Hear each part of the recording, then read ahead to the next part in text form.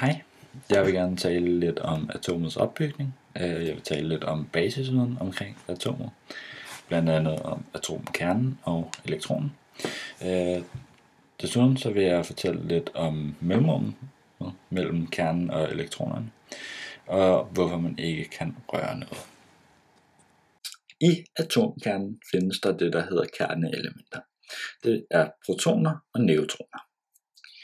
De her protoner og neutroner, de er utrolig små. De er 1 femtometer i diameter, eller 10 i minus 15 meter.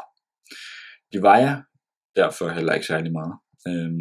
En proton vejer 1,6726 gange 10 i minus 27, og en neutron vejer 1,6749 gange 10 i minus 27. Det er altså meget små størrelser, vi har med at gøre. En proton har 2 opkvarker og 1 downkvark. Og som man kan se på skærmen, har opkvarkerne en ladning på plus 2/3 E, og downkvarker har en ladning på minus 1/3 E. 2/3 plus 2/3 minus 1/3 giver 1. En proton har derfor en ladning på plus 1 E. En neutron har 1 opkvark og 2 downkvarker. Og som jeg sagde før, har en opkvark en ladning på plus 2/3 E, og en downkvark har en ladning på minus 1/3 E. Det giver sammenlagt 0, og derfor har en neutron en ladning på 0. En gang så troede man, at elektronen den var meget større. På skærmen har jeg et billede af den størrelse, som man troede, at elektronen var, og en klorkerne. Og man har så senere fundet ud af, at elektronen i virkeligheden er meget mindre.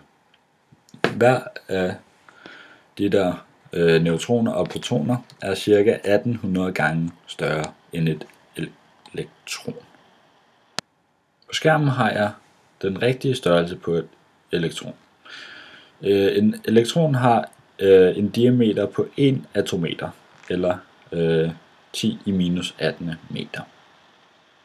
På skærmen har jeg her 2 klassiske atommodeller. Der er rosinbollemodellen og Bohrs atommodel.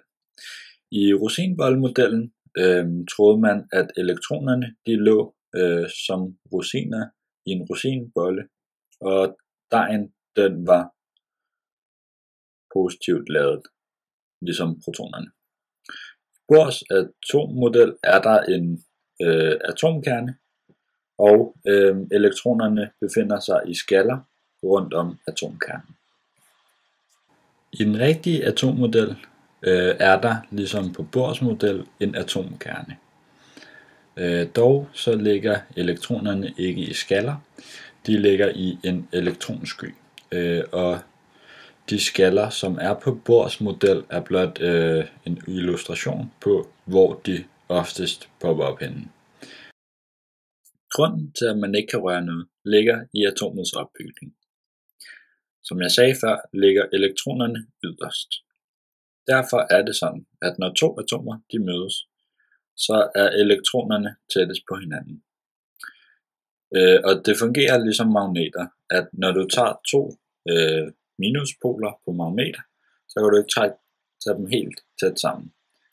På samme måde, så kan du ikke tage 2 atomer helt tæt sammen, fordi deres elektroner vil frastøde hinanden.